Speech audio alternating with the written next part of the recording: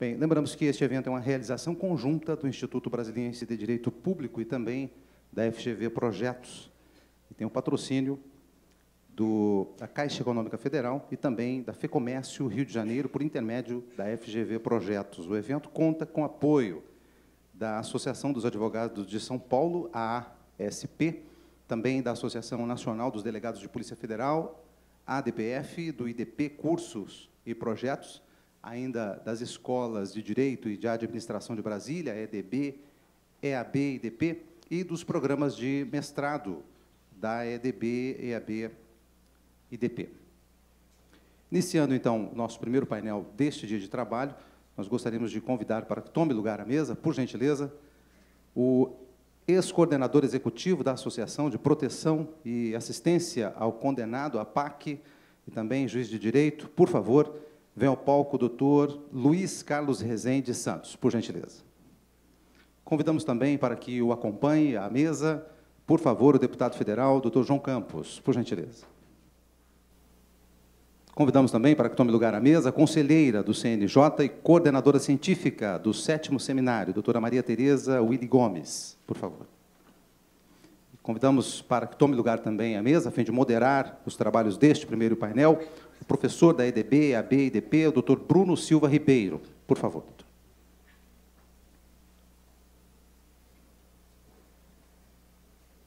Senhor moderador, o senhor tem a palavra. Bom dia a todos. Estamos começando, então, os trabalhos aqui do nosso 7º Seminário Internacional de Direito Administrativo e Administração Pública, Segurança Pública a partir do sistema prisional. Acho que é um tema de interesse de toda a sociedade. Temos 3 conferencistas, 3 palestrantes de alta envergadura. Nós vamos, neste primeiro painel, falar sobre o tema execução penal e penitenciárias, e vamos começar com a doutora Maria Tereza Willy, para quem eu vou passar a palavra. Ela é ex-procuradora-geral de Justiça do Ministério Público do Paraná, ingressou na instituição em 87, é doutora em Sociologia pela Universidade Federal do Paraná, autora da obra Direito Humano à Educação e Políticas Públicas.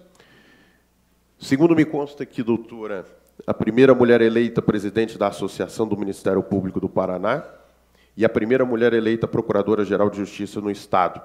Ela também foi secretária de Justiça do Paraná e presidente do Conselho Nacional de Secretários de Estado da Justiça, Cidadania e Direitos Humanos. É integrante do Conselho Nacional de Política Criminal e Penitenciária do Ministério da Justiça. Então, sem maiores delongas e feita essa breve apresentação, passo a palavra à nossa excelentíssima conferencista. Seja bem-vinda. Quero saudar a todos, desejar que este seminário seja, de fato, muito rico em debates, em experiências, em ideias, novas ideias, né, que são grandes os desafios que nós temos para o sistema penitenciário brasileiro. E a temática é uma temática muito interessante, que ela faz a leitura da segurança pública a partir do sistema prisional.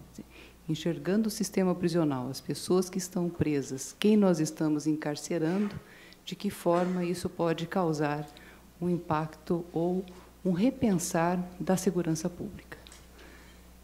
Quero fazer o registro da minha saudação especial ao Dr. Ribeiro, por estar presidindo a mesa. Quero saudar aqui o eminente magistrado Luiz Carlos, magistrado de Minas Gerais, que tem uma experiência também muito profícua na área de execução penal, e registrar a satisfação de contarmos com a presença do deputado federal de Goiás, Dr. João Campos.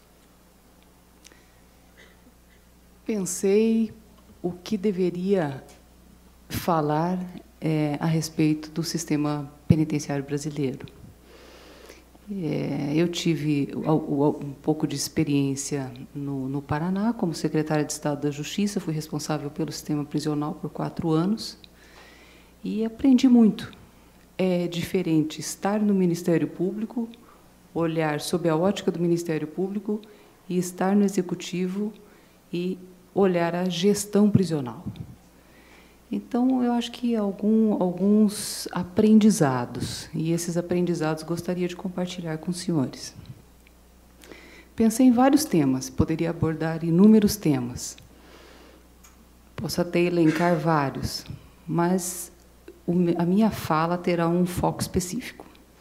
Muito bem, começo aqui um pouco pelo cenário, pelo diagnóstico, que ontem, na abertura, nós já ouvimos o tamanho do problema que nós estamos enfrentando no Brasil. Hoje nós temos a 4ª maior população carcerária do mundo, perdemos para os Estados Unidos, China e Rússia. Nós temos aqui no Brasil um número de presos que acho que começa por aí o maior problema de gestão, seja a gestão do Executivo, seja a gestão do Judiciário. Nós não sabemos o nome de todos os presos que estão recolhidos no Brasil. Nós não temos um cadastro nacional e nominal de presos que permita qualquer tipo de pesquisa para dizer se fulano está preso ou não está preso. Cada estado tem a sua base de dados. Essa base de dados ainda não é centralizada no Executivo e muito menos no Judiciário. No Judiciário, o que existe é o Banco Nacional de Mandados de Prisão, que já é um grande passo, e atualmente está sendo desenvolvido como prioridade, inclusive, da presidência do CNJ, a ministra Carmen Lúcia, o Cadastro Nacional de Presos, que é uma grande expectativa, porque, na medida em que o Judiciário que ele consiga organizar os seus dados a partir do mandado de prisão, tendo o nome dos presos, e cruzando os seus dados com os dados do Executivo, é que nós teremos uma gestão qualificada de dados para saber quem está preso. Por exemplo, nós temos hoje, no STJ, 32 mil habeas corpus em tramitação. Desses 32 mil habeas corpus, se nós trabalhássemos com gestão da informação, cruzássemos esses dados com esse, aspas, Cadastro Nacional de Presos, que está em construção, e acho que será um grande momento de organização da gestão, certamente haveria a possibilidade de informar tantos estão presos, tantos já foram soltos, tantos habeas corpus estão prejudicados, tantos habeas corpus deveriam ser priorizados na pauta. Isso é uma forma de organização da gestão da informação em relação ao sistema prisional. Então, eu começo pelo primeiro degrau, cadastro. Cadastro de presos. O cadastro de presos é fundamental. Vamos imaginar aqui uma questão específica. Os presos têm direito a levantamento do fundo de garantia? Sim, porque todos da população agora têm direito ao saque do fundo de garantia até o dia X do mês de julho. Recebi, semana passada, uma reclamação de uma promotora de justiça dizendo, olha, ela é responsável por uma penitenciária lá, enfim, com 500, 600 presos. Estou tendo uma dificuldade imensa. Por quê? Porque os presos têm que ser levados até a Caixa Econômica, presos condenados a 40 anos, 50 anos, que eu tenho que deslocar até a Caixa Econômica para fazer o saque do fundo de garantia. Mais grave do que isso, eu não sei exatamente quais os presos que têm direito ou não têm direito a resgatar esse fundo de garantia. O que é isso? Gestão. Isso é um problema de gestão.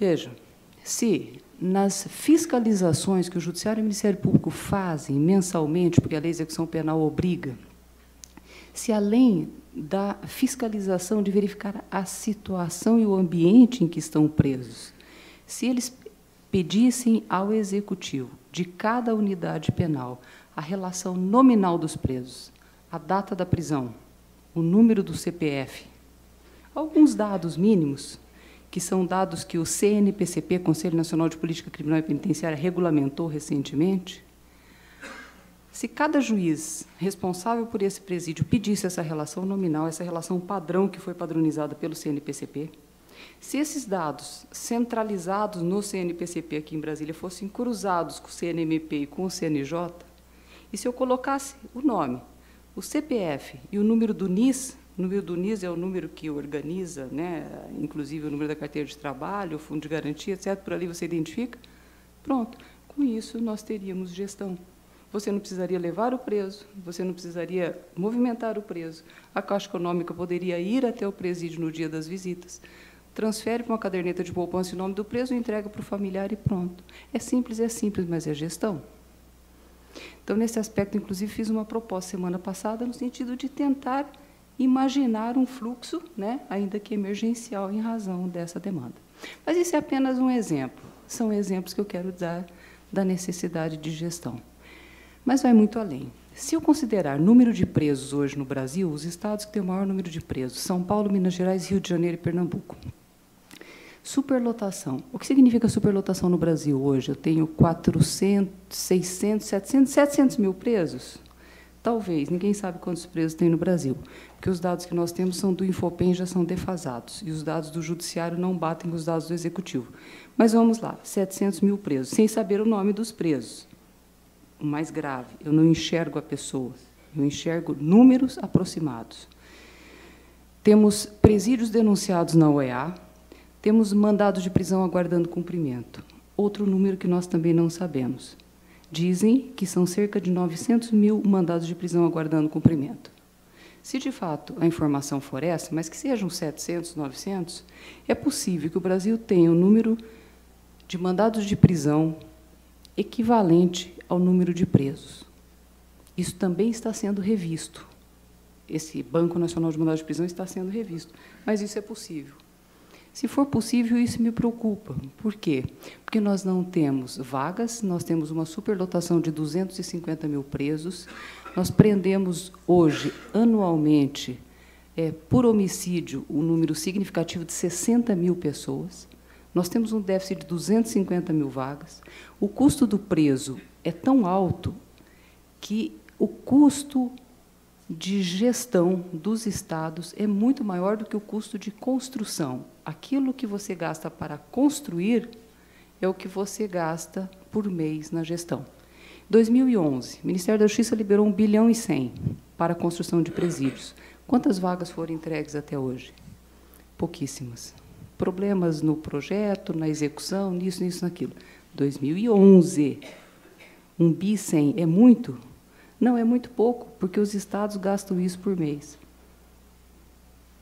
O custo do preso é um custo muito alto. O custo não está na construção, está na gestão.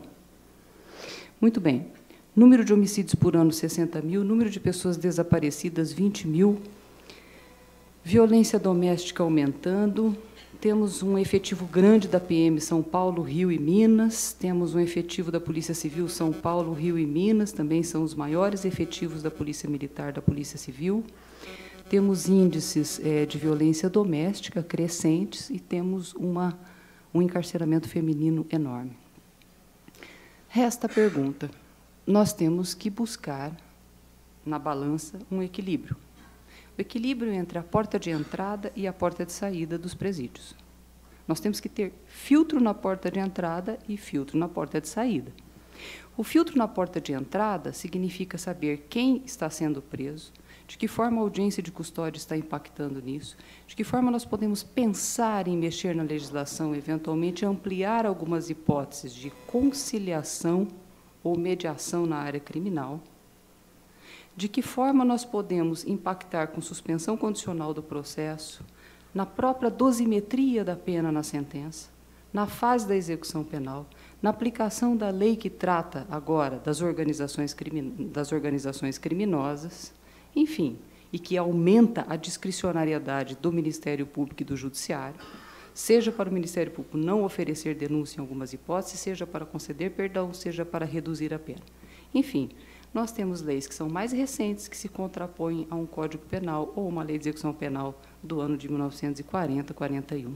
Então, nós temos leis novas, nós temos leis antigas, nós temos leis que impulsionam a mediação, a conciliação, a transação, um novo Código de Processo Civil, enfim, uma série de leis, desde a 9.099, que vem ali escalonando, e a gente fica num contexto e num dilema que nós temos um problema para resolver.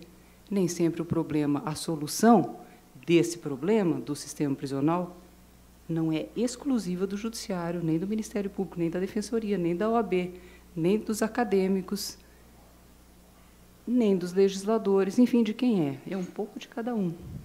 Mas é um pouco de cada um que a gente tem que dizer. Já que o problema é tão grande, eu preciso fatiar o problema, identificar um ponto e, quem sabe, por aqui eu consiga resolver alguma coisa. E o pior de tudo, o nosso sistema penitenciário não ressocializa, porque a superlotação impede a ressocialização. No Paraná, nós conseguimos duas questões que eu reputo importantes. Claro que uma série de problemas, teve rebelião, teve motim, teve isso, tudo teve, lógico que teve, todo sistema tem, nenhum sistema é perfeito, mas nós conseguimos diminuir o número total de presos, de 30 mil para 27 mil presos, cruzando os dados do Executivo com o Judiciário. E foi a primeira vez que nós organizamos o cadastro, cruzamos os dados e conseguimos reduzir a superlotação com gestão e sem agravar a segurança pública, sem aumentar o número de homicídios. Segundo, o que mais nos chamou a atenção? O perfil das pessoas encarceradas. Se eu fizer um quadro, e fiz um quadro comparativo entre presos, pessoas presas e mandados de prisão em aberto, o que é que dispara em primeiro lugar? Pessoas presas ou mandados de prisão em aberto, deputado? Tráfico de drogas. Em primeiro lugar. Em segundo lugar, vem o roubo. E o roubo, nós sabemos que tem o roubo com grave ameaça, né? Subtrair para si ou para outrem, mediante violência ou grave ameaça. Você tem o roubo com violência contra a pessoa e você tem o roubo com grave ameaça. E essa grave ameaça, às vezes, mais grave ou não tão grave, mas, enfim. Depois nós temos o homicídio, depois o furto. Depois do furto, nós temos estupro, receptação, enfim, estelionato, alguns crimes menores aqui. Furto precisa de prisão? Não, mas por que o autor do furto está preso? Porque ele também cometeu um outro crime. Provavelmente um crime associado às drogas. Ele furtou alguma coisa para comprar drogas. Isso é uma coisa muito habitual que nós vemos. Estelionato precisa estar preso? Não. Receptação? Talvez não. Crimes que são cometidos sem violência ou grave ameaça à pessoa, nós poderíamos fazer uma triagem desses crimes. Eu proponho, inclusive, um ajuste, deputado, na legislação, na Lei 9.099, para ampliar a discricionariedade do Ministério Público e da magistratura para, em determinados casos, como furto, receptação, apropriação indébita, crimes que não têm violência, não têm grave ameaça patrimoniais, aumentar o leque da 9.099 para que esses crimes sejam solucionados de plano. Mas o que mais me preocupa, então, em primeiro lugar aqui, tráfico de drogas. Por que nós encarceramos tanto o tráfico e qual é a distinção que nós fazemos entre traficantes e traficantes e quem são os traficantes que efetivamente estão presos? Nós estamos prendendo os traficantes internacionais, transnacionais, que estão trazendo drogas de outros países, trazendo para o Brasil, ou nós estamos prendendo autores de tráfico de drogas, que é o tráfico doméstico? Qual é a polícia que mais prende? A federal? É a rodoviária federal? É a militar ou é a civil? Quem mais prende por drogas? E qual é o perfil das pessoas que estão encarceradas por drogas? Essa é uma pergunta que há muito tempo a gente vem fazendo, vem discutindo, e talvez esteja aí um dos grandes problemas, de uma das grandes chaves, para, além do Cadastro Nacional de Presos, o segundo grande ponto a ser tocado, que é a questão das drogas. A questão das drogas, muitos países adotaram várias alternativas, né? E acredito, inclusive, que o professor trará aqui uma experiência muito interessante sobre a experiência de Portugal. E temos de vários outros países. Mas aqui no Brasil nós ainda não chegamos a um ponto. Se você conversa com os policiais, eles dizem, e com razão, eu não posso me basear na quantidade da droga, porque às vezes a quantidade é pequena, mas a inteligência, o serviço de inteligência me diz que várias investigações dizem, olha, a quantidade é pequena, mas ele é traficante, porque eu sei pelo histórico que ele é traficante. Então, de fato, nós temos uma questão que é a inteligência policial e muito relevante. Segundo, nós temos na lei de política sobre drogas que o juiz ele deve levar em consideração, para presumir se a pessoa é se ele é um usuário de drogas, tem vários requisitos que o juiz precisa levar em consideração, antecedentes, circunstâncias, tal, mas tem 2 aqui que eu chamo a atenção: natureza e quantidade das drogas. E como é que o juiz, sem ter referência bibliográfica, vai saber se essa quantidade é uma quantidade pequena, compatível com o consumo, ou se é uma quantidade grande? Falta referência bibliográfica, falta marco normativo. Como é que o juiz, quando ele fixa a pena de um traficante, ele vai saber se essa quantidade é pequena ou grande? Porque ele também tem que considerar, na dosimetria da pena do traficante, natureza e quantidade. Como é que o Ministério Público vai saber? Como o defensor vai saber disso? Mas o legislador que aumentou a pena pelo tráfico de drogas não disse que quantidade é essa. O legislativo pode dizer? Pode. Mas só o legislativo pode dizer? Eu acho que não. Eu acho que existem outros órgãos que também podem dizer, porque para o legislativo também é complicado, é uma questão de regulação. Como é que você vai colocar? São 500 e tantos deputados, não sei quantos senadores, vão fazer uma discussão tão polêmica, tão complexa, enfim. Enquanto isso não acontece, como é que a gente faz? E é justamente esse é o tema da minha fala. Nós fizemos um estudo no Conselho Nacional de Política Criminal e Penitenciária e, a partir, inclusive, de um julgado do Supremo Tribunal Federal, de um RE que tem repercussão geral, ainda não foi julgado, mas 3 ministros já votaram. Esse RE é um RE importante, que é o que trata da descriminalização das drogas. E aqui até deixo claro a minha posição. Não estou aqui falando nem em descriminalização e nem em despenalização, nem uma coisa nem outra. O que eu estou falando aqui é da necessidade de nós termos fixação de critérios objetivos de natureza e quantidade da droga, seja lá qual for a quantidade, mas de ter um requisito objetivo de natureza e quantidade das drogas para presumir, ou pelo menos para permitir que o juiz tenha indicadores para dizer se essa quantidade é pequena ou se essa quantidade é grande. O juiz não pode presumir do nada, ele tem que ter um marco normativo. Então, nós entendemos que existem 2 órgãos, um órgão da execução penal, que é o Conselho Nacional de Política Criminal e Penitenciária, e um outro órgão que é previsto na Lei de Política sobre Drogas, que é o CONAD, que, em conjunto, poderiam editar uma resolução a respeito da natureza e quantidade das drogas. No que diz ao respeito ao CNPCP, nós avançamos e fizemos uma proposta de ato normativo conjunto. Estamos agora aguardando um posicionamento do CONAD, Conselho Nacional de Política sobre Drogas. Se o CONAD aprovar, será editado esse ato, né? Então, nós estamos nesse compasso de espera. E essa resolução, uma resolução interessante, depois nós podemos até disponibilizar. Ainda não é uma resolução definitiva, é uma proposta de resolução. E, para ser bem sincero, o que menos me interessa aqui é a quantidade. A quantidade ela pode ser X gramas ou Y gramas. Não estou preocupada com a quantidade, sim com a existência de um marco normativo. Segundo, a existência de um marco normativo jamais invalidará o relatório ou o trabalho de inteligência feito pela polícia. Porque o trabalho de inteligência feito pela polícia é fundamental, é essencial e tem que ser feito. Porque justamente esse trabalho bem feito de inteligência é que vai dar as pegadas se ele é ou se ele não é traficante. Agora, nós estamos diante de algumas realidades.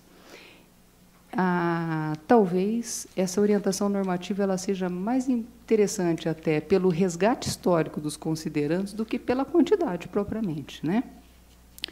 Pois bem, então nós temos a minuta de uma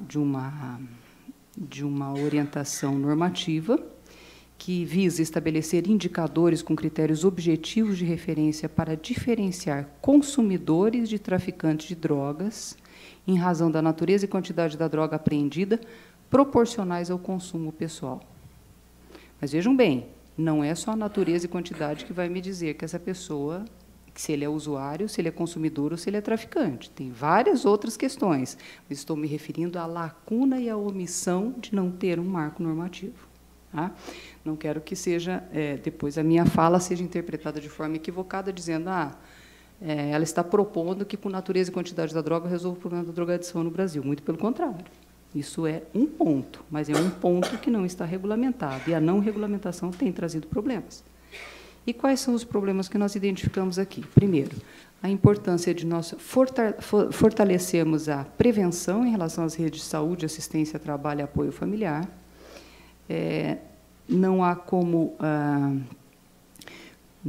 que se falar em liberação do consumo das drogas, não é esse o objetivo. O que nós queremos aqui é suprir a omissão normativa e colocar à disposição da polícia, dos juízes, dos julgadores, critérios estatísticos que contribuam para diferenciar o consumidor do traficante. Esse trabalho ele leva em consideração uma manifestação que teve do próprio CONAD para a Assembleia Geral da ONU, no sentido de adotar critérios objetivos para diferenciar uso e tráfico, de forma a evitar que usuários sejam condenados como traficantes. Considera também várias manifestações aqui internacionais, que eu não vou citar aqui, resgata o precedente dos Estados Unidos, que entre 1920 e 1933, com a lei seca, proibiu a distribuição de bebidas alcoólicas nos Estados Unidos, como se isso fosse resolver o problema, e, obviamente, não resolveu. Estados Unidos, nós temos um movimento de 1970, que duramente veio com a repressão às drogas, e que depois também teve que repensar, porque 27 dos 50 estados lá hoje já descriminalizaram o porte da maconha para uso recreativo ou medicinal, e 4 deles legalizaram a comercialização. Consideramos aqui o aumento de aprisionamento feminino. Hoje, por que as mulheres estão sendo presas? Tráfico de drogas, mas aquele tráfico de uma quantidade que ou foi levar droga no presídio, vende droga, às vezes, para sustentar os filhos, não tem uma outra profissão, uma outra atividade, acaba enveredando nas drogas. Nós aumentamos 570% em 15 anos o número de mulheres presas, das quais 63% flagrante por drogas. Nós temos aqui, além de várias referências, e Carta de São Paulo, o encontro da ONU feito aqui no Brasil, pesquisa sobre hiperencarceramento no Brasil por drogas, que tem revelado a ausência de marco normativo como fonte primária referencial, a necessidade do juiz presumir se ele é ou não usuário sem ter marco normativo. Nós referenciamos aqui um HC 123-221 de São Paulo, contra um acórdão do Supremo, numa medida cautelar, contra um acórdão do STJ, em que uma pessoa foi condenada por 1,5 grama de maconha como tráfico, ter em depósito 1,5 grama de maconha como tráfico. E aí o Supremo acabou absolvendo, inclusive diante da ausência de outras diligências investigatórias. Insisto, a necessidade e a importância da polícia fazer um trabalho de inteligência e documentar que previamente isso aconteceu. Agora, o RE 635-659 do Supremo, esse, de fato, 3 ministros já votaram, foi o ministro Fachin, ministro Gilmar e ministro Barroso. Esse é o que trata da descriminalização das drogas e que cada ministro já vem apontando para um cenário. Esse julgamento está suspenso com vista para um ministro, mas ele pode voltar à pauta a qualquer momento. E esses 3 votos, eu até sugiro que vocês, se quiserem, fazer um estudo mais aprofundado desse tema, são 3 votos muito bem fundamentados. E tem inúmeros documentos e precedentes importantes. Um deles, inclusive, é o voto do ministro Gilmar. Ele faz ali um levantamento de qual é a quantidade da droga em 22 países que eles regulamentaram uma quantidade X, seja para maconha, seja para cocaína, seja para outro tipo de droga.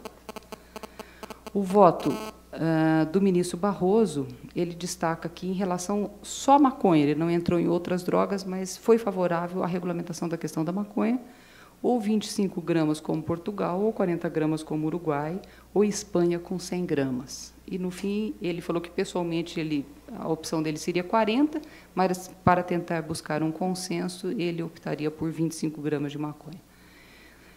O Instituto Igarapé também tem um site interessante ali sobre uma pesquisa e dessa questão da natureza e quantidade das drogas. Existe um dos documentos mais completos que nós temos, é o Relatório Brasileiro sobre Drogas, é a primeira fonte unificada de informações sobre drogas. Nós temos o Relatório Brasileiro sobre Drogas, apontando que 12% da droga consumida no Brasil se refere a álcool. A segunda droga é o tabaco, 10%, maconha, 1%. As outras considerações, em relação à apreensão feita por Polícia Federal e Polícia Rodoviária Federal, nós temos que a Polícia Federal fez apreensão, ao longo do ano de 2014, de 86% de maconha e 14% de cocaína. Tem muito mais maconha do que cocaína. Polícia Rodoviária Federal, 95% de maconha e 4% de cocaína. E, no diálogo que tivemos com a Polícia Federal, Polícia Rodoviária Federal, eles diagnosticaram que a maioria das prisões são feitas pela Polícia Militar. Em média, eles não tinham os números, mas, em média, eles acreditavam que 80% a 90% das prisões eram feitas prisões por tráfico doméstico pela Polícia Militar. No voto, num dos votos desse TRE, que está no Supremo, consta ali a pesquisa que foi feita em Rio e Brasília de 730 sentenças condenatórias por tráfico, em que 80% dessas condenações decorreram de prisões em flagrante, na maioria das vezes realizadas por polícia em abordagem de suspeitos na rua, 82% dos casos, geralmente sozinhos, cerca de 60%, com pequena quantidade de droga, inferior a 100 gramas, 75% jovens, 57% não tinham registro em sua folha de antecedentes. Tem uma outra pesquisa, que essa eu reputo muito interessante, que diz respeito ao tráfico internacional de entorpecentes no aeroporto de Guarulhos. Foi feito por uma defensora pública da União, doutora Érica de Oliveira Hartmann, e por 2 juízes da Justiça Federal, doutor Guilherme Borges e doutor Jorge Araújo, e foi publicada pelo Instituto de Filosofia do Direito e Direitos Humanos. É uma das pesquisas, eu reputo, mais confiáveis em termos de dados, porque os juízes federais pegaram de um determinado período quais as sentenças condenatórias sobre tráfico do aeroporto de Guarulhos, que é a porta de entrada do tráfico internacional aéreo, e analisaram, sentença por sentença, a dosimetria da pena, a quantidade da droga apreendida, e uma proposta de dosimetria da pena proporcional à quantidade da droga apreendida. Muito interessante. 96% dos casos, a Defensoria Pública atua, o que mostra a situação financeira dos traficantes que trazem a droga aqui no Brasil. Os traficantes que estão trazendo a droga no Brasil, são eles os grandes traficantes ou alguém está mandando trazer as drogas aqui? As pessoas que estão sendo presas nas ruas, primários, jovens, com pequena quantidade de droga, são os grandes traficantes? Na escalada do tráfico, quem nós estamos prendendo? É quem está no varejo dessa droga ou, de fato, são os grandes traficantes aqui no Brasil?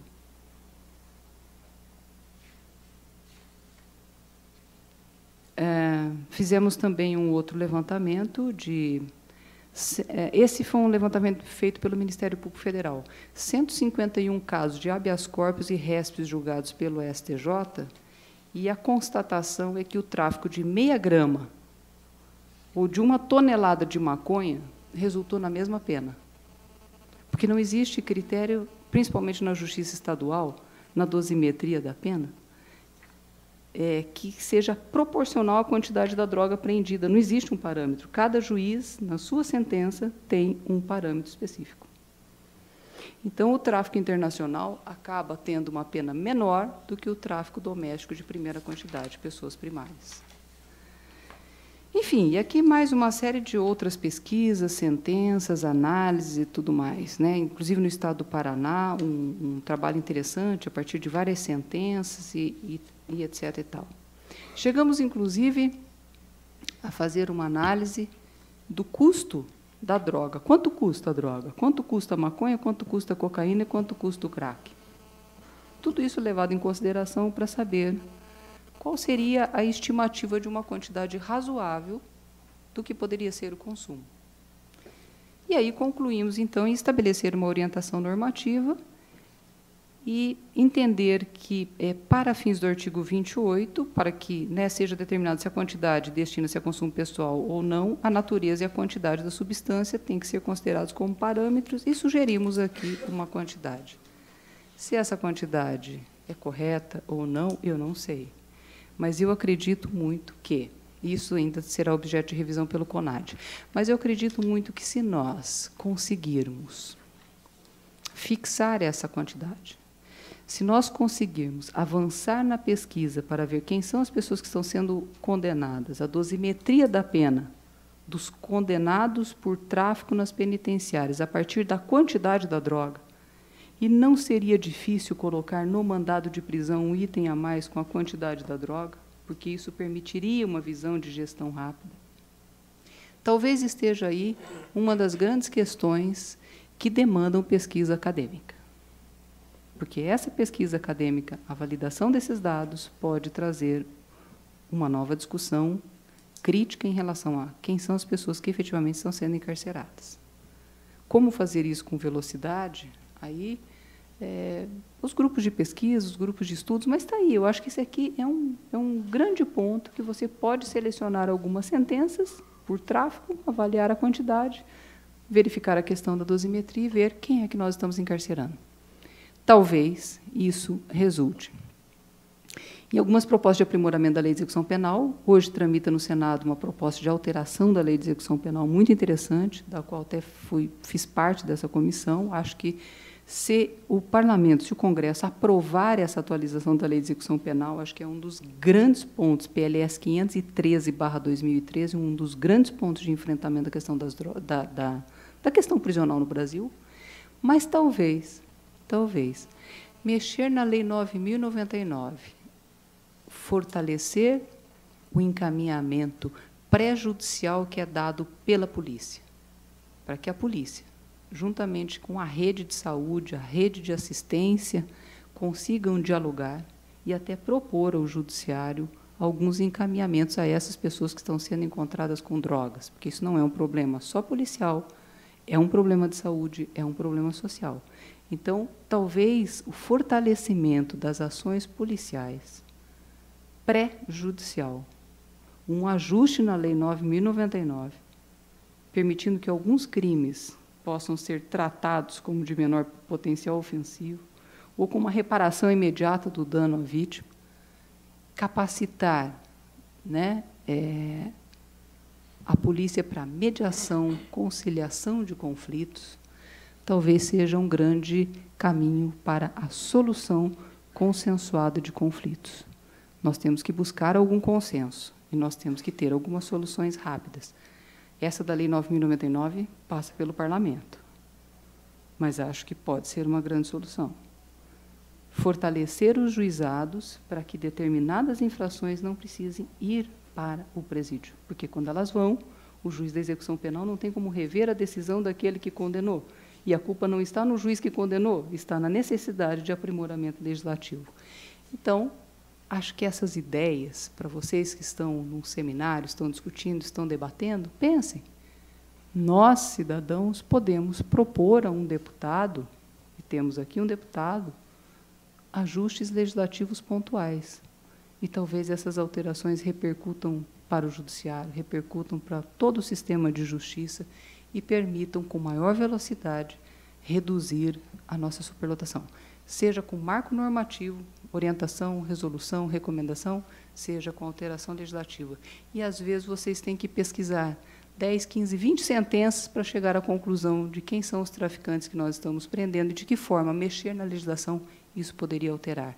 E se a lei que trata, hoje, das organizações criminosas, que está sendo aplicado para os crimes de corrupção, também não poderia ser aplicado para os crimes de tráfico de drogas dentro dos presídios, para que os pequenos traficantes que lá estão pudessem se valer dessa lei, fazer termo de acordo de colaboração premiada e indicar quem são os grandes e verdadeiros traficantes no Brasil. Muito obrigada.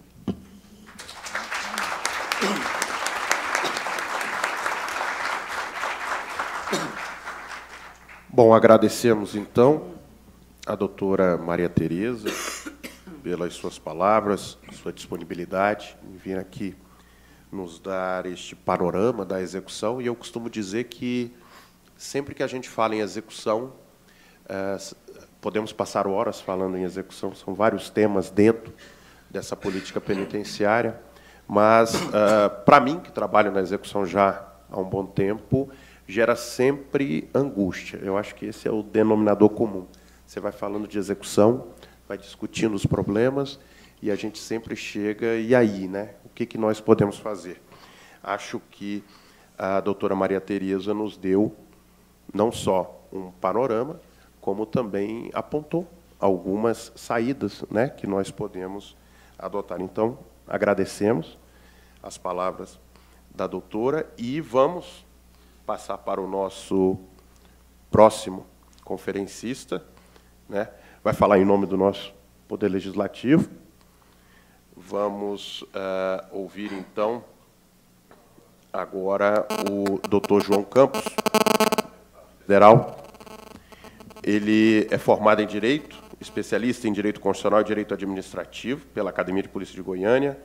Já atuou, tem uma carreira dentro da polícia, como escrivão, diretor-geral da Polícia Civil de Goiânia, chefe de gabinete da Secretaria de Segurança Pública, delegado titular do 4º Distrito Policial, lá em Aparecida de Goiânia. É apenas um breve currículo do nosso próximo expositor. Então, doutor João Campos, a palavra está com o senhor. Muito obrigado. Bom dia.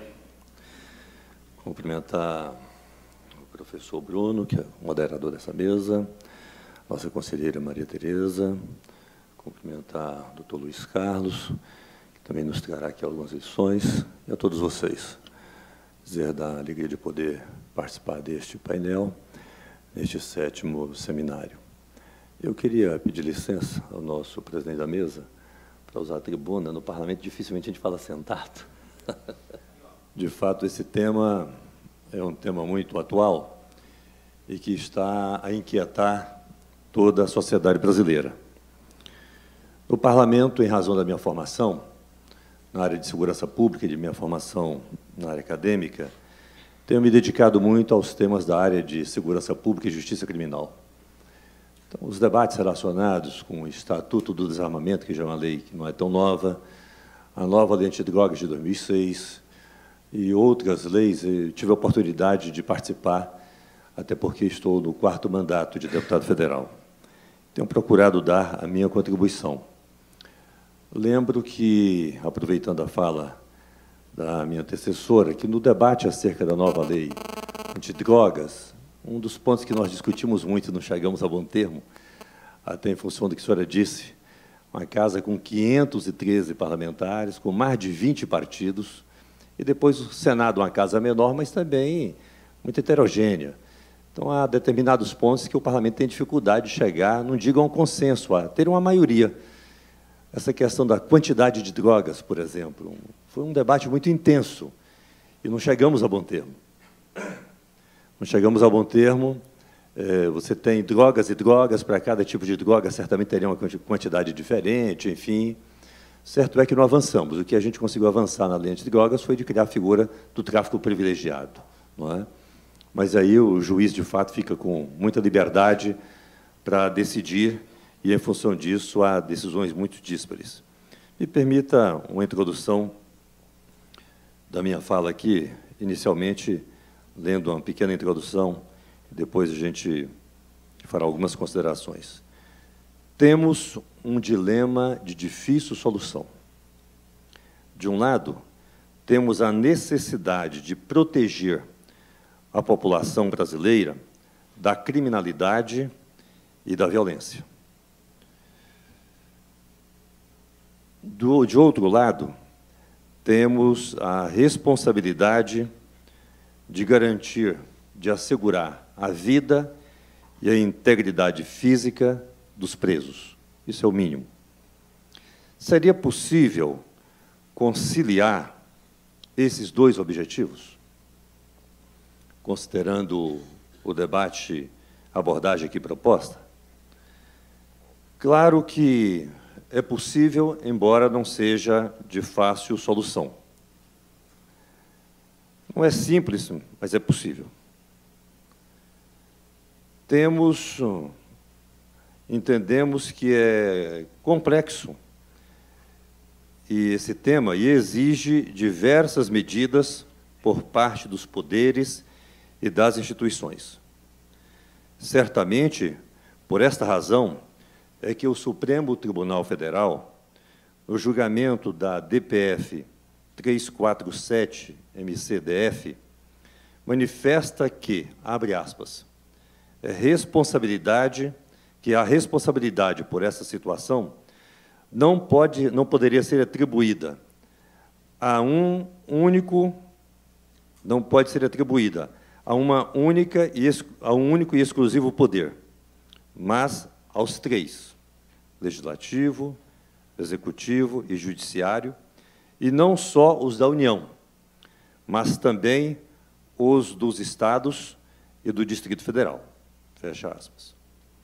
No âmbito do Poder Legislativo, algumas alterações normativas específicas foram realizadas nas últimas legislaturas, a exemplo de 2 CPIs, que indicaram diversas medidas a serem adotadas no sistema penitenciário brasileiro, quer seja por parte do Legislativo, do Executivo, do Judiciário, mas, apesar dessas conclusões e do diagnóstico, em pouca coisa nós avançamos.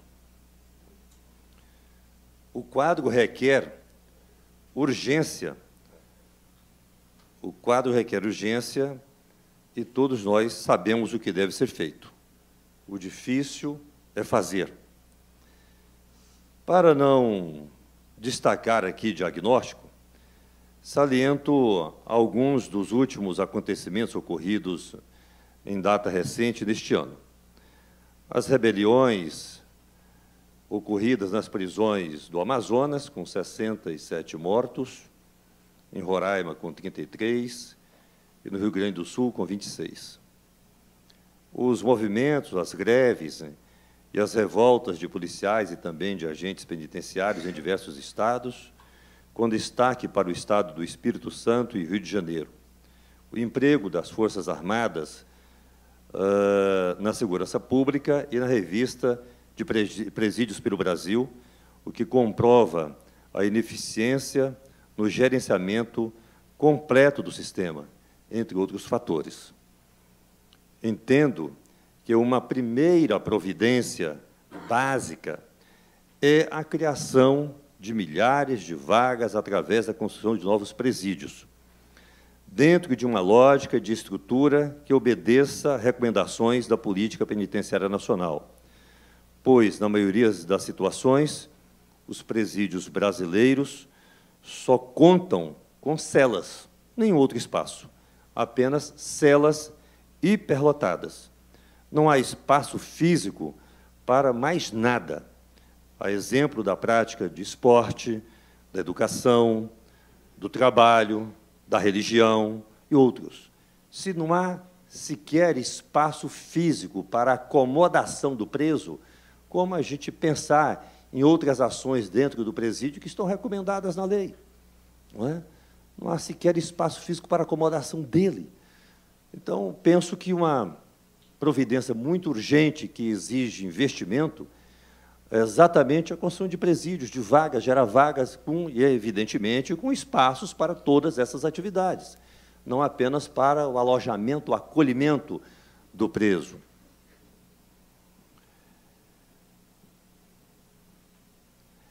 A superlotação não deve nos conduzir à adoção simplista de uma política de desencarceramento.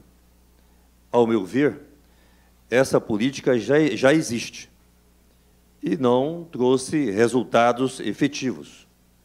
Senão, vejamos, a pena para os crimes de menor potencial ofensivo, nos crimes de menor potencial ofensivo, com pena, portanto, até 2 anos, não há cadeia. Não há nem procedimento de inquérito, prisão em flagrante, etc. Para condenados a pena até 4 anos, também não há cadeia. O regime é o aberto, e se o crime não implicou em grave ameaça, violência, converte-se em penas alternativas. Então, não há cadeia para quem é condenado a pena até 4 anos. Para quem é condenado a pena até 8 anos, em tese não há cadeia, porque o regime é semiaberto. No Brasil, o semiaberto é aberto, por falta de meios, de estruturas, daí por diante. Então, dentro dessa lógica, a cadeia no Brasil já é para quem pratica crimes violentos, graves, porque para ser condenado no Brasil com pena superior a 8 anos, necessariamente há de ser crimes graves. Então, me parece que nós já temos na legislação toda uma política do desencarceramento, uma lógica de prender apenas quem efetivamente precisa estar no cárcere. E eu compartilho dessa tese. Agora, não basta prender apenas quem tenha praticado crime grave, crime violento, daí por diante. Não basta prender nas condições que nós temos no Brasil hoje. Então, vamos prender apenas quem é latrocida, quem é homicida, daí por diante, quem é estuprador. Mas prender nas condições que nós temos dos nossos presídios hoje, não me parece que significa um avanço. É preciso que a gente leve ao cárcere, efetivamente, quem precisa ir ao cárcere, mas dentro de condições que já estão expostas na lei, em que esse cidadão tem um mínimo de dignidade e que, dentro desse estabelecimento prisional, seja possível executar programas, ações que conduza esse cidadão à condição de que, quando sair do presídio, saia, pelo menos em tese, em melhores condições. Isso, às vezes, não é nem tanto pensando nele, é muito mais pensando na gente, até uma visão egoísta, porque se ele sair pior, será pior para a gente, para o conjunto da sociedade. Então, a gente tem que pensar nele, mas pensando também na gente, não é? E essa lógica nós não temos. Então, eu penso que o Brasil já caminha nessa direção, até pela norma exposta de prender apenas quem efetivamente precisa ir para o cárcere, mas sim o mínimo de qualidade na prisão. E aí nós não temos o resultado que nós, o conjunto da sociedade, deseja e espera.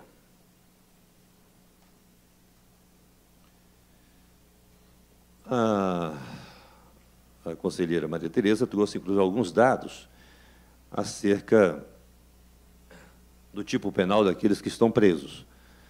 Não é? E esses dados indicam que, de fato, a maioria dos que estão presos no Brasil, quer sejam temporariamente ou já condenados, a maioria deles é porque, em tese, praticaram crimes graves. 28% tráfico de drogas. Evidentemente que, nesse contexto aí, a maioria é o tráfico privilegiado, mas é tráfico de drogas. Você tem mais aí uns 28% que é o roubo nas suas diversas modalidades, compreendendo, inclusive, o latrocínio. Só aí nós já teremos mais de 50%, quase 60% do efetivo. Se acrescentarmos aí 10% de homicidas, mais uma faixa que eu não anotei aqui de estupradores, a gente vai chegar aí a 70% ou mais de 70% da população carcerária brasileira. O dado relativamente a furto, e ainda bem que a senhora agregou uma informação que me acalentou um pouco, né? Porque o dado relativamente a furto me causava assim, muitas indagações. Parece que 13%, mais ou menos, dos presos praticaram furto. Por quê? Quem praticou furto, então, e com essa taxa, estaria nos presídios. Furto, a pena é baixa. Não é? Não há porquê. É um crime sem violência, sem perigo de violência, de grave ameaça. Mas, certamente, é porque isso está associado a outra prática criminosa, né? Daí a gente poder assimilar, então, esse dado, que, do contrário, isoladamente, seria difícil da gente assimilar. Nós temos aí mais de 10% da população carcerária no Brasil ser de pessoas que tenham praticado furto. De outro lado, Já na fase da execução, eu entendo que nós temos uma lei boa, mas uma lei muito generosa. Muito generosa. Não pelos benefícios que são previstos na lei. Eu sou a favor dos benefícios previstos na lei, quer seja a remissão do trabalho pelo estudo, quer seja a progressão de regime, quer seja o indulto, quer seja o livramento condicional. Eu sou a favor. Eu acho que a generosidade da lei de execução está nos pressupostos para a concessão de cada um desses benefícios. Se o crime, então, não for um crime hediondo, é um escândalo. Não é? Se você pegar um homicídio simples e o cidadão foi condenado por um homicídio simples, cumprir 1/6 da pena e ter direito à progressão, do meu ponto de vista, é uma agressão à sociedade, e eu também me sinto agredido. Tenho projetos no parlamento onde eu não proponho extinguir nenhum desses benefícios, mas proponho mudar substancialmente os pressupostos para a concessão deles, inclusive no que se refere à progressão de regime, quer seja para crimes considerados não hediondos, quer seja para crimes hediondos, onde a regra já é mais rigorosa, e eu procuro colocar uma regra mais gravosa ainda. O Brasil é o 5º país mais populoso do mundo e, consequentemente, tem a 4ª maior população carcerária em números absolutos. Todavia, se estabelecermos a regra de 1 preso para 100.000 habitantes, passamos a ocupar a 34ª posição no ranking mundial, de acordo com o Centro Internacional de Estudos Prisionais. Esse é um outro dado interessante, porque, às vezes, a gente assusta, né? A 4ª população carcerária. Mas, proporcionalmente, há uma certa compatibilização com o tamanho da nossa população e uma certa razoabilidade, se levarmos em conta o princípio da proporcionalidade aos outros países. Então, a nossa posição é a 34ª em termos mundiais. Ouço dizer da necessidade do Brasil ser mais eficiente, eu terminei já falando sobre isso, ao prender. Prender em que condições? O Poder Judiciário, o Supremo termina, nessas últimas decisões, nos encaminhando o governo brasileiro para ser obrigado, efetivamente, a criar condições mínimas nos presídios brasileiros, sob pena de sanção para o poder público.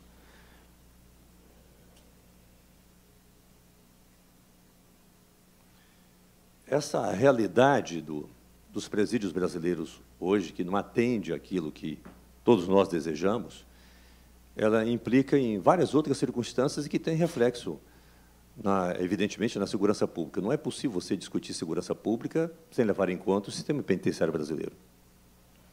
Até porque o sistema de segurança e justiça criminal compreende desde a prevenção pelas polícias ostensivas até a execução da pena. Acho que não dá para separar isso.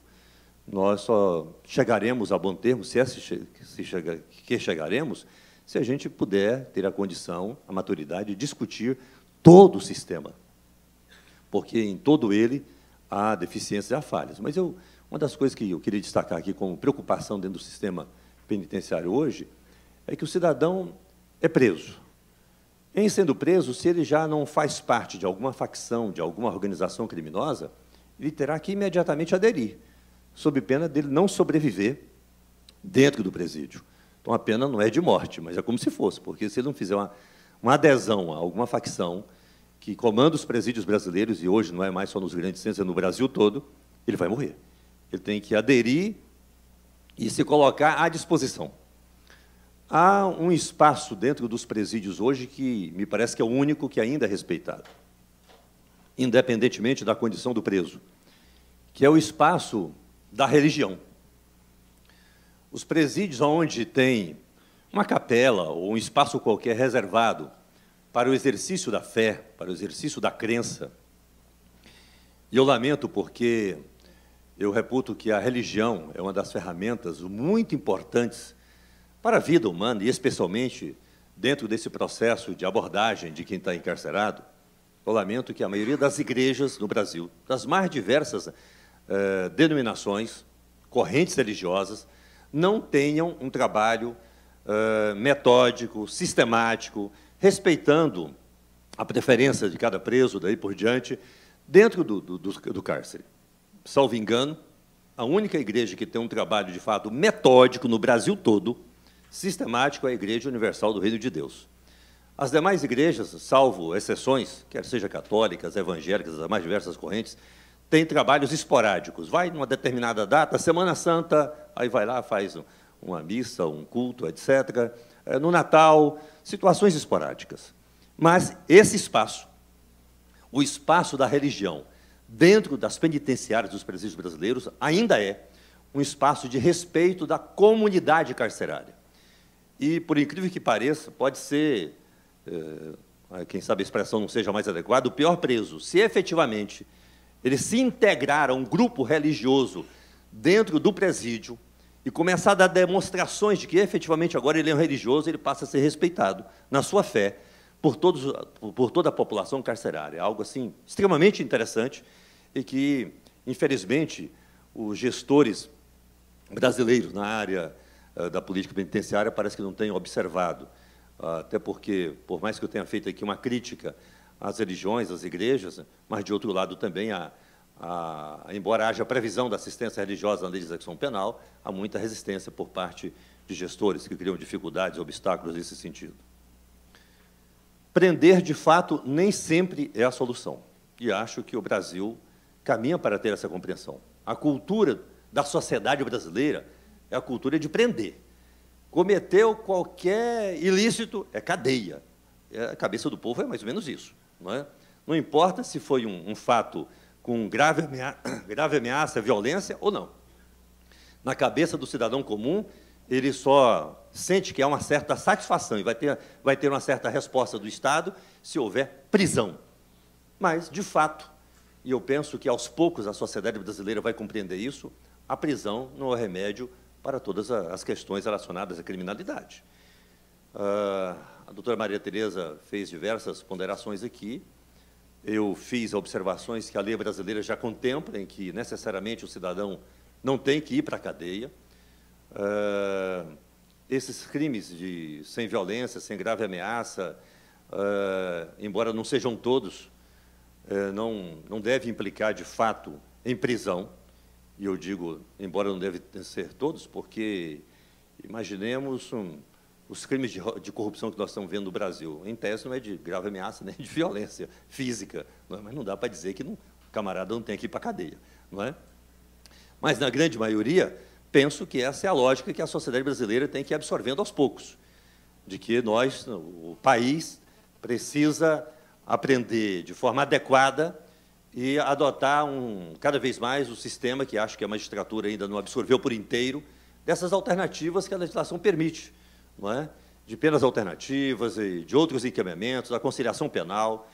E eu sou o relator na Câmara do novo Código de Processo Penal, e nós estamos encaminhando, dentro dessa sugestão da senhora, para que, a exemplo do que já ocorre na lei dos crimes de menor potencial ofensivo, a 9.099, a gente possa ter um outro parâmetro para um tratamento equivalente.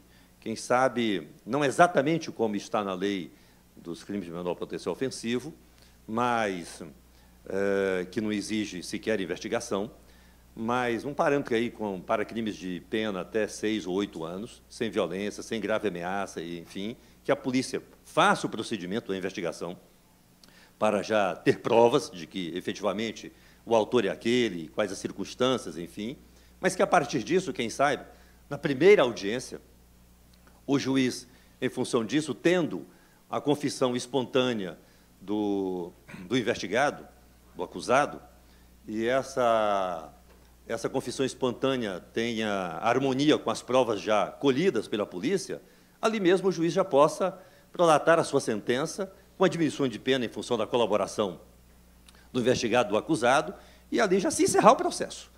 Acho que a gente está caminhando para isso, e, com certeza, será um avanço, e penso que isso, de alguma forma, se harmoniza com a sugestão que a senhora apresentava há instantes. Penso que, no Código de Processo Penal, nós devemos avançar nessa direção. Se a prisão fosse, de fato, a solução para a criminalidade, certamente a criminalidade no Brasil já tinha reduzido substancialmente. Porque se eu desprezar aquela regra da proporcionalidade de um preso por 100 mil habitantes, nós temos a quarta maior população carcerária do mundo, então tem muita gente presa. Logo, a taxa de criminalidade tinha que estar lá embaixo, e acontece exatamente o contrário. Todo ano aumenta-se o número, por exemplo, de homicídios no Brasil. Daí a gente tem que repensar todo o sistema, como eu dizia anteriormente. Nós temos uma situação que me parece também, eu quero já encaminhar pela minha fala aqui, acho que meu tempo já está se esgotando, acho que um problema seríssimo no sistema penitenciário brasileiro, e, por fim, em todo o sistema de segurança pública, principalmente, é o que se refere à gestão, à administração. Nós ainda temos, com todo respeito, pessoas que dirigem secretarias de administração penitenciárias, ou é diretor de uma penitenciária, enfim, atendendo a critérios meramente políticos de acomodação, embora esses cargos não sejam tão cobiçados, não é? Mas gente que não tem a devida formação, o devido compromisso, a devida visão do sistema, isso é muito ruim. E não ter preparo para a administração de um sistema como esse. E aí nós temos, não só em razão dessa deficiência do preparo para a gestão, na gestão nós temos uma ausência tremenda de efetivo, não só de agentes penitenciários, mas de assistente social, de defensores, daí por diante, dentro do sistema, não é?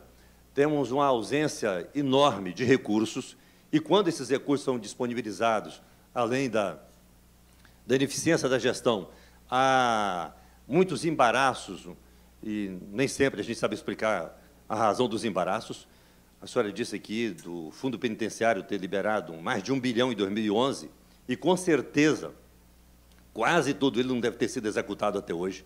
É uma concorrência que foi questionada, é outra que foi superfaturada, daí por diante teve que cancelar, é uma outra que a empresa, durante a execução, se demonstrou inviável financeiramente, ela abandonou, e aí é um problema enorme para a administração, até cancelar aquele contrato e realizar a nova concorrência. E essas questões todas terminam refletindo de forma significativa no sistema. Mas, repito, um dos assuntos que me preocupa em relação ao sistema é essa questão da gestão. Ter gente qualificada, preparada na gestão do sistema penitenciário brasileiro, em todos os seus níveis, não só a nível do Departamento Penitenciário Nacional ou das secretarias de Estado, mas também dos próprios presídios, diretor de presídios. Eu finalizo dizendo que sou relator de um projeto, aparentemente simples, mas eu acho importante, que procura, por termo final, acabar com a chamada revista vexatória nos presídios brasileiros. A pena não pode passar da pessoa do condenado. E ela tem passado em muitas circunstâncias, e muitas vezes. Hoje, na maioria dos presídios brasileiros, até por falta de tecnologia, vocês sabem, a mãe do preso vai visitá-lo, a esposa, a namorada, a irmã, para não falar do irmão, do pai, não é? E chega lá, para ter acesso ao presídio, tem que se desnudar por completo, não é? Tem que fazer agachamentos, tem que ser tocada nas genitálias, daí por diante. Isso, acho que não cabe mais na sociedade que nós vivemos. Não devia caber nunca, né? E eu sou relator de um projeto que procura, por termo final, a revista vexatória do Brasil. Nesse mesmo projeto, nós estamos procurando garantir algo que já existe, mas que não tem previsão legal, a não ser, salvo engano, por resolução do Conselho de Política Penitenciária Nacional, que é a visita íntima. Já existe, enfim, mas não está prevista na lei. E acrescentamos uma outra questão, que também me parecia não ser necessário constar da lei, mas, infelizmente, bastava bom senso. Há estados no Brasil em que o dia de visita para a família, visitar o preso, é sempre dia útil. É uma quarta-feira, é uma quinta-feira, nunca num dia não útil. 98% dos presos são de famílias pobres. O camarada está preso, aí que a esposa vai ter que se desdobrar para poder garantir o sustento da casa. trabalha ganhando pouco. E aí tem que matar o serviço para semanalmente visitar o parente. Não tem nenhuma lógica nisso. Então, nós estamos garantindo que, pelo menos uma vez no mês, a visita tem que ser em dia não útil, senão você tem uma negação do direito do preço, que é o direito à visita. Eu finalizo fazendo duas observações. Uma é da importância da família numa política de segurança pública. A família tem o seu papel. Nós estamos caminhando para uma sociedade apenas de indivíduos e não de grupos sociais. A mãe gera a criança, o pai está junto, mas aí o menino nasceu, o pai já não tem tanta identidade, porque sai, chega à tarde, do serviço vai para a faculdade, enfim, quase não vê o menino. A mãe, quando o menino começa a andar, já tem que deixar ele em algum estabelecimento apropriado, para ela também ajudar na renda familiar, ou se não é para ajudar na renda familiar, porque tem também a sua profissão, a sua carreira, enfim. A criança deixa de ter qualquer identidade com o pai, com a mãe, com história de família, com os irmãos. Daqui um pouco cresce, não sabe quem é o tio, quem é o primo, quem é o avô, daí por diante. Eu acho que a gente caminha para uma sociedade apenas de indivíduos, sem a capacidade de interagir no grupo social mais próximo. Isso, do meu ponto de vista, tem consequências na política de segurança também. Essa falta de identidade, de história, de valores. A gente termina se interagindo muito mais com colegas do serviço, com o grupo da faculdade, do colégio, do que necessariamente também com família, com o bairro que a gente mora, com o vizinho. E a gente sabe que isso termina gerando regras de controle social. Eu não vou me aprofundar nisso, mas queria registrar. E, por fim, dizer que apresentei recentemente uma proposta de emenda constitucional no sentido de federalizar o sistema prisional brasileiro. Acho que essa proposta vai proporcionar ao Parlamento fazer um grande debate acerca desse tema. Eu agradeço a oportunidade de estar aqui com vocês, compartilhando essas breves preocupações. Me coloco à disposição, quer aqui, quer na Câmara Federal, para acolher sugestões, críticas que possam enriquecer o meu mandato, a minha atuação parlamentar. Muito obrigado, que Deus abençoe a todos.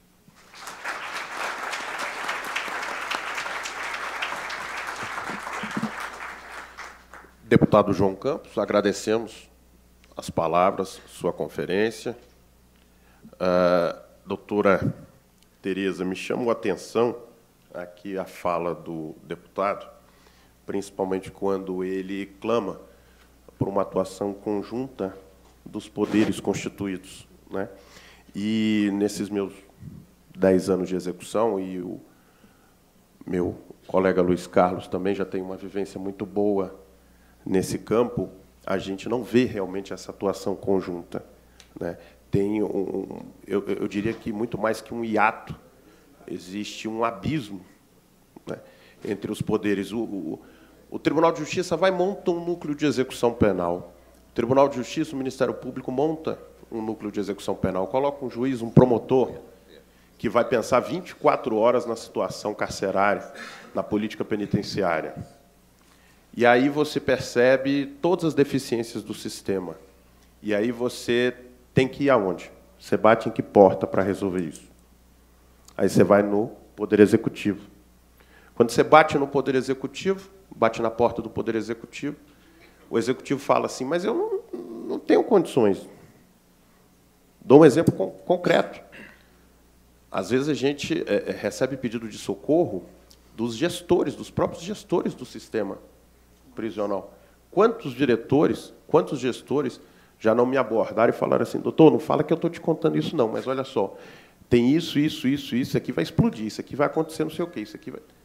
Por favor, vai lá e faz uma pressão no secretário, faz uma pressão no governador, aí você pega as suas coisas, vai lá, aí fala, doutor, secretário, governador, tem que fazer isso, tem que fazer aquilo e tal. Às vezes você vai implorar por um médico para atender de vez em quando ali. E aí, eu lembro até hoje de um governador que virou para mim e falou assim, tá bom, se eu lhe der esse médico, você para de me encher o saco? Eu falo, paro. Mentira. Mas paro. E aí vem o médico. Aí, quando eu estou saindo, ele vira para mim e fala assim, posso pedir só uma coisa? O médico vai ser nomeado e vai para lá. Mas posso lhe pedir uma coisa? Falei, pois não. Não conta para ninguém, não, que o médico está indo. Falei, por que eu não posso contar? Não, se a população descobrir que eu estou botando o médico para preso, eu vou perder voto. Então, assim, essa disparidade de visão, né, eu estou preocupado com a segurança pública, mais precisamente com a execução. Onde que a política penitenciária entra na lista de prioridades do Poder Executivo? Onde? Então, na lista de prioridades do Poder Executivo, onde é que está o sistema penitenciário? Né? Então, eu acho que é um drama, essa atuação conjunta. E não é só entre os poderes, é dentro do próprio poder. Pensem, por exemplo, no Poder Judiciário. O doutor Luiz aqui conhece tão bem quanto eu. O Legislativo entrega para a gente a última reforma do Código de Processo Penal, com as medidas cautelares, alternativas à prisão. E a população carcerária continua aumentando, inclusive o provisório. Aí a gente pega um instituto como a fiança, por exemplo, que estava morta. Nós sabemos que os colegas ressuscitaram a fiança. Então, você pega um furto, aí você bota uma... Eu peguei uma vez uma fiança de R$ 1.800 para um furto de carne. Ora, se a moça tivesse R$ 1.800, ela estava levando a gente numa churrascaria. Então, assim, ressuscitar a história da fiança. É aquela história, assim, a gente até legisla, a gente dá os instrumentos, mas esquece de combinar com os russos. Quem são os russos? Nós, doutor Luiz. Nós enfrentamos dificuldades dentro do próprio Poder Judiciário. A gente sabe que, por exemplo, a cabeça de um juiz criminal, e aí, quando eu falo em criminal, estou falando de processo de conhecimento, a gente sabe que a cabeça de um juiz de processo de conhecimento, de um juiz criminal, é totalmente diferente da cabeça de um juiz de execução. Quantas vezes eu já não tive brigas com meus colegas? Eu tenho um colega que vira e fala assim, não vou lhe mandar a carta de sentença, não. Aí eu falo, mas o preço está aqui, o senhor já sentenciou, me manda essa carta de sentença para eu abrir o processo de execução. Não vou mandar, não, porque você vai soltar. Você vai dar a progressão, vou segurar mais um tempo aqui. Então, assim, essa atuação conjunta é o que mais me chamou a atenção, deputado, na sua fala. E, enfim, já tomei muita liberdade, muito tempo de vocês. Agradeço, em nome da mesa, a conferência do deputado João Campos. E vamos passar direto a palavra aqui, para terminar os nossos trabalhos, ao colega Luiz Carlos Rezende Santos, que é juiz em Minas Gerais, juiz de direito da Vara de Execuções Penais de Belo Horizonte, assessor da presidência do TJ de Minas para assuntos penitenciários e de execução penal até 2013, juiz auxiliar da presidência do CNJ em 2013 e 2014, juiz auxiliar da vice-presidência do TJ de Minas, junto à Escola da Magistratura, até 2016. Enfim, um grande expert em assuntos penitenciários, embora a sua modéstia não deixe a gente falar nisso. Enfim, vou passar a palavra, então, ao doutor Luiz Carlos, para que ele possa trazer. Tenho certeza que ele vai poder mostrar para a gente, pelo menos, algumas boas medidas, né, coisas que funcionam no âmbito da execução penal, experiências que ele teve a oportunidade de vivenciar e, inclusive, de ajudar na implementação. Então, doutor Luiz Carlos, a palavra do senhor. Muito obrigado, doutor Bruno, meu colega aqui da Vara de Execuções, que não revia desde 2014. Um privilégio estar aqui numa mesa em que o senhor é um moderador, uma alegria revê-lo. Obrigado pela gentileza com as palavras aqui, me deixou o desafio maior, né, de dar uma experiência boa com essa prática que nós estamos discutindo. Queria agradecer muito, doutora Maria Tereza, a oportunidade que estou tendo aqui, e queria que a senhora também reportasse ao ministro Gilmar essa felicidade de ter essa chance de compartilhar um pouco dessa nossa bagagem de vida, desses 20 anos de execução penal que nos carregam aqui, junto à magistratura de Minas Gerais. Agradecer muito também pela oportunidade de revê-la, de estar junto com a senhora na mesa, me honra muito. Da mesma forma, o deputado João Campos, que não o conhecia pessoalmente, Fiquei muito impressionado com suas convicções, concordo com muitas coisas que o senhor falou, e algumas delas ainda preciso esclarecer um pouco melhor com o senhor, quem sabe terei essa oportunidade ainda. Bem, a todos aqui, a alegria de estar aqui em Brasília, onde morei 1 ano e meio, e espero poder, de alguma forma, contribuir aqui com um pouco dessas experiências que a vida me proporcionou, né? Eu queria dizer, então, como o Bruno contou, eu sou juiz da Vara de Execuções Penais de Belo Horizonte, onde 30 mil pessoas cumprem pena, não pena privativa de liberdade. Em Belo Horizonte, ali na região metropolitana de Belo Horizonte, tem aproximadamente 25 mil pessoas presas, né? Em Belo Horizonte, propriamente dito, presas em cumprimento de pena, são um pouco menos de 1.000 pessoas. A grande maioria são de mulheres, né? Ali em Belo Horizonte. Então, ali eu tenho minha grande demanda são com as penas alternativas, com livramento condicional, sursis também. É o final de cumprimento de pena de Belo Horizonte, do Belo Horizonte, do Mineiro, no sentido geral, até porque as pessoas, no final do cumprimento de suas penas, acabam migrando para as grandes metrópoles, onde eles passam anônimo, né, e não passam pelo vexame, né, que o encarceramento já os deixou, né, como pessoas verdadeiramente mortas para a comunidade. Né. Quem passa pelo sistema prisional, me parece que recebe esse atestado de óbito social, né.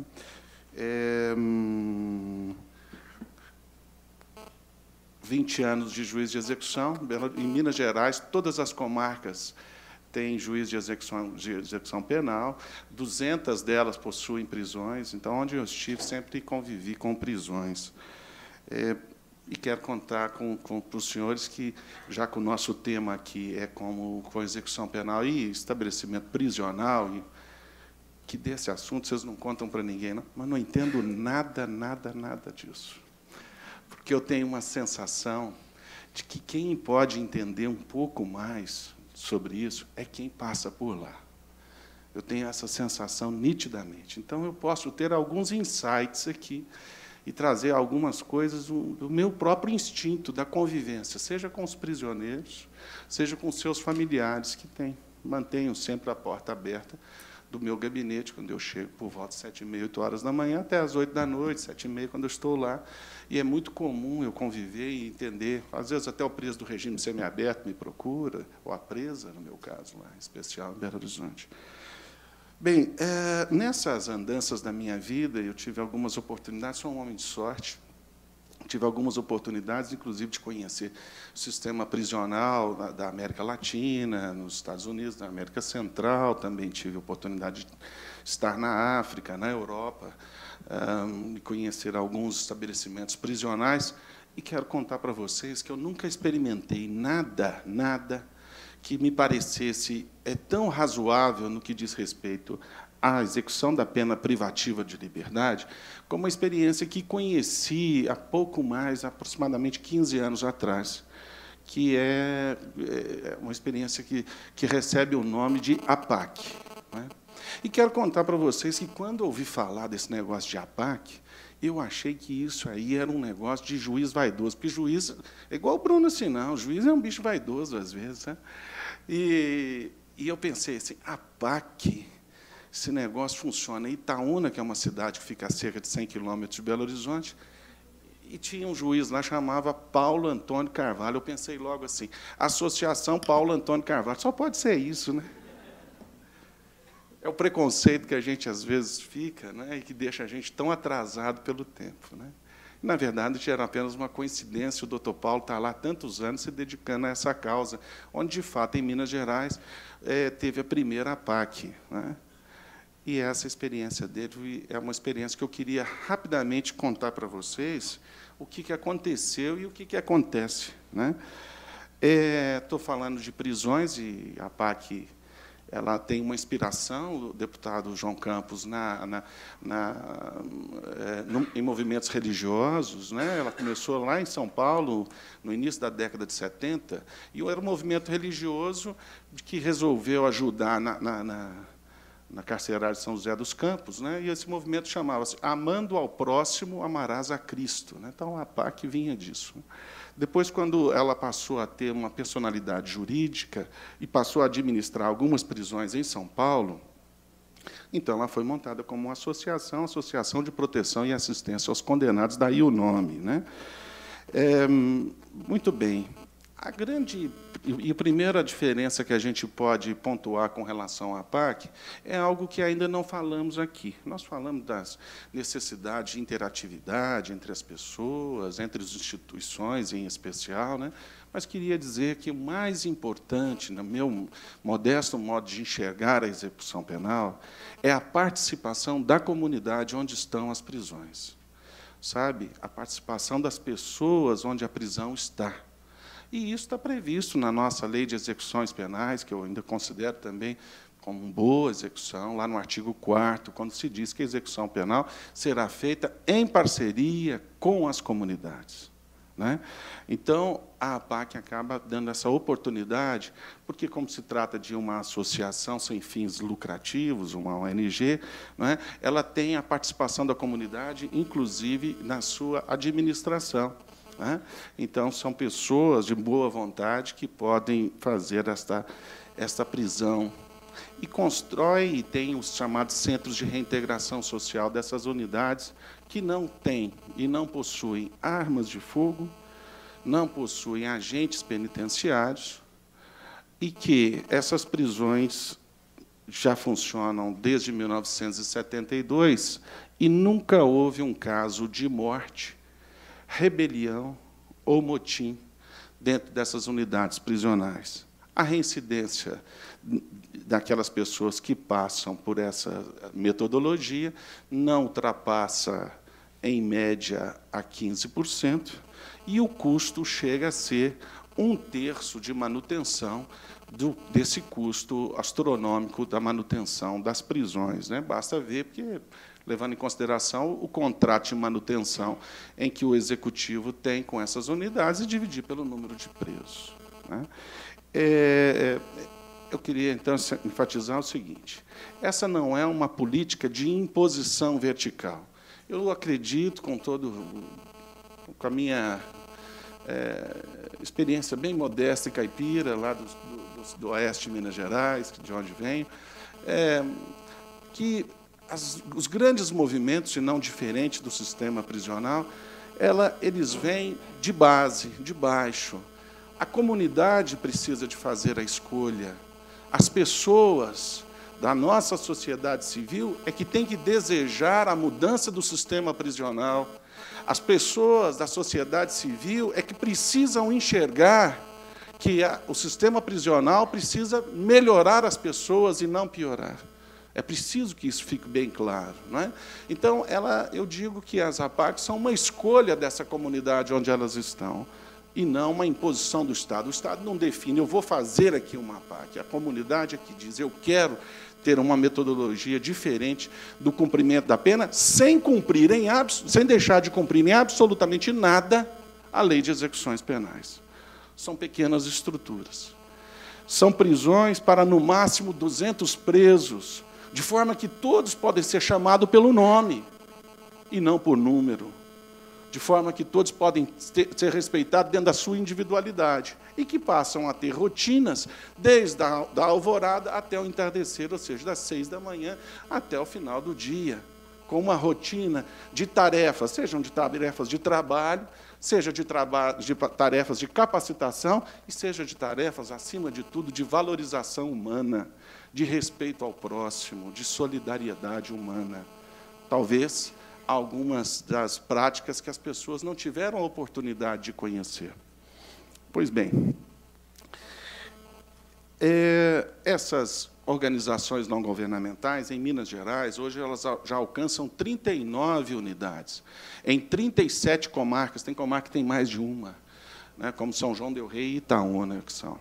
E elas são mantidas através de convênios do governo do Estado de Minas Gerais, desde o ano de 2004.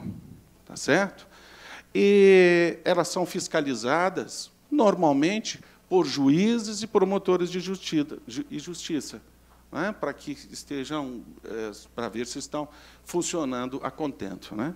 E são orientadas na sua metodologia pela Fraternidade Brasileira de Assistência ao Condenado, que é uma entidade que congrega todas essas APACs no território nacional, a fim de que elas tenham a metodologia sem perder o foco. Em São Paulo, as APACs funcionaram até o final da década de 90 e acabaram fechando, doutora Maria Tereza. E esse fechamento aconteceu porque as APACs não tinham convênio de manutenção e tinha, então, uma necessidade de que elas fossem autossustentáveis, transformar o presídio em uma verdadeira empresa. O que aconteceu? O foco mudou. O foco era para a empresa e não as pessoas que estavam cumprindo pena. Daí o fracasso que houve em São Paulo. E aí conversava ontem com o secretário Márcio, que está na próxima mesa, e dizia a ele da necessidade de se tentar retomar isso, levando em consideração esse erro que aconteceu na década de 90. A APAC ela depende de um treinamento para os seus voluntários, né? Se não tiver treinamento, isso não vai funcionar. Eu me lembro uma vez de uma APAC lá no sul de Minas, em Alfenas, uma bela cidade do sul de Minas, e que eu recebo um telefonema do presidente da APAC, porque eu coordenei isso durante 4 anos em meu estado, e ele me contando, era um pastor o presidente, viu? Como importante isso. O pastor me contando, pastor Jorge, doutor Luiz Carlos, eu queria lhe dizer que aconteceu uma fuga aqui esse final de semana. Mas que coisa terrível, pastor. O que aconteceu? Aí as coisas iam tão bem. Pois é, o prisioneiro fugiu. E não fugiu sozinho, não. Pensei, nossa, logo deve ter fugido muita gente. Não, fugiu com a minha filha. Minha filha, que era voluntária aqui. Então, veja, que situação, né? É a falta de preparação. Não é? O prisioneiro é a pessoa, naturalmente, de carências, né? de momento de muita fragilidade. E se encontrar sem uma pessoa com a preparação, às vezes acontecem tragédias como essa. Foram recapturados, viu? Ambos. Bom, e as pessoas, então, me perguntam, sempre, essa é a pergunta que não quero calar, mas quem são esses prisioneiros que vão para essas APACs? Uma vez, lá em Divinópolis, que também é uma cidade muito importante, lá do Centro-Oeste Mineiro, a minha capital, porque eu sou da roça ali pertinho, e aí, uma vez, o juiz de lá me ligou e falou assim, ô, Luiz, eu sei como é que você faz para esse negócio de APAC dar certo. Você pega os bonzinhos, leva para a APAC, ninguém vai fugir, vai dar tudo certo. E aí eu disse para ele, ô, Ricardo, você sabe que isso também não era uma má ideia, já valia a pena para esses. Por que esses, então, teriam que ficar nesse sistema tão duro? Mas não é isso. Na verdade, nós temos uma regra geral de critérios que devem ser obedecidos. O primeiro deles é que só vão para as APACs o preso que já esteja condenado. Viu, Bruno? Pelo menos com a condenação de 1º grau, já tendo a carta de guia. Eu espero que o colega mande expedi-la, né? Segundo, que já esteja no sistema prisional comum por algum tempo, e tenha méritos ali. Isso também ajuda a acalmar o sistema prisional comum, né? Tem que ser o preso daquela comarca, estou falando de Minas Gerais, com aquele tanto de comarca, 296, né? Então, preso daquela comarca, ou seja, condenado pelo juízo de conhecimento daquela comarca, ou que tenha suas origens ali naquela comarca, seus familiares, ou mesmo alguma cidade próxima daquela região, nós já admitimos como justo, não é? Ele precisa de fazer um pedido, não é? Dizendo que está interessado, quer ir, etc. Não é? E, preferencialmente, para mim, não falo nem preferencialmente, para mim, as APACs que eu prestei jurisdição, eu digo que deve ser aquele do regime fechado, para iniciar dentro do CRS pelo sistema fechado, onde há um trabalho laboterápico mais intenso, né? Se empatar, eu iria dizer que o primeiro que deveria ir para essa fila seria aquele da pena maior. Maior. Não é menor, não, maior. Por quê? porque estes presos têm mais interesse no cumprimento da pena, estão preocupados com as revistas vexatórias, porque nas APACs, como há um trabalho todo de voluntariado, até os próprios voluntários, os familiares dos presos, é que fazem as revistas nos próprios familiares dos prisioneiros. E fazem exame antidoping, né, aleatoriamente, entre os prisioneiros, todas as semanas, para verificar se tem alguém usando droga ali. Se tiver, é sinal que precisa de mudar o sistema de entrada das pessoas no estabelecimento prisional. Então, isso é importante, porque a própria família vai fazer esse controle, deputado. Muito bem, já estou caminhando para o final. Queria dizer que, no ano de 2014, doutora Maria Tereza, eu queria resgatar isso aqui de público, né?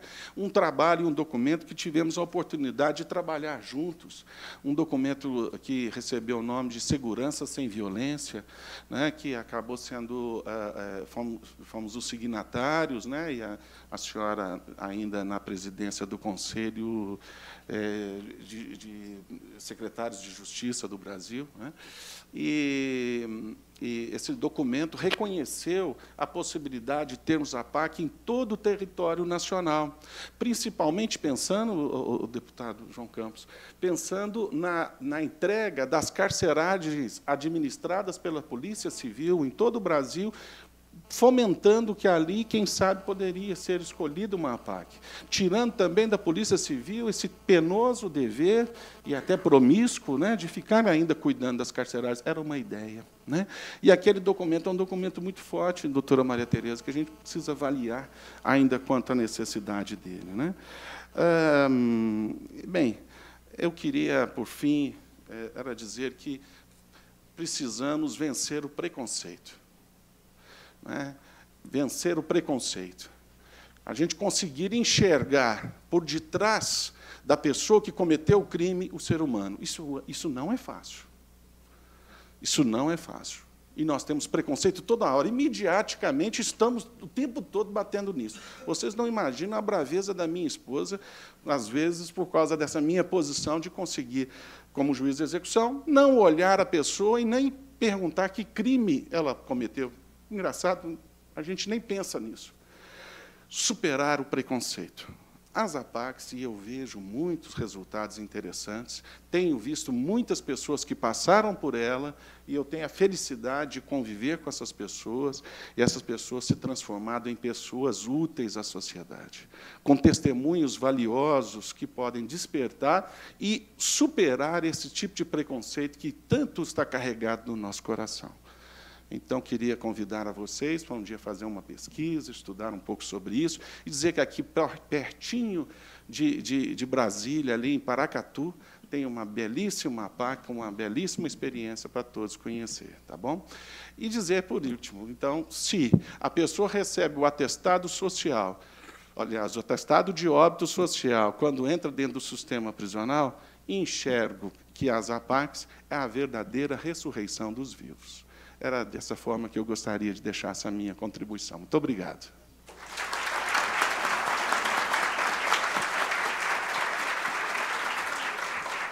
Bom, acho que conseguimos fechar com chave de ouro aí a nossa conferência, pelo menos esse primeiro painel. Acho que eu posso falar para o doutor Luiz Carlos o que um aluno, uma vez aqui do IDP, falou para mim assim: pô, esse sujeito aqui é tão gente boa que nem parece juiz, né? Enfim, agradecemos a disponibilidade de todos os conferencistas, a presença de cada um de vocês. Acho que nós conseguimos ter uma visão, né, de cada um dos nossos conferencistas, dos nossos palestrantes, e vou declarar encerrados os nossos trabalhos, e já nos colocamos à disposição de vocês, se eventualmente quiserem trocar alguma ideia. Muito obrigado a todos. Bom dia. Nossos agradecimentos aos membros deste painel. Nós desfaremos, então, a presente mesa já para conduzirmos o próximo painel, painel número 2. Muito obrigado, senhores.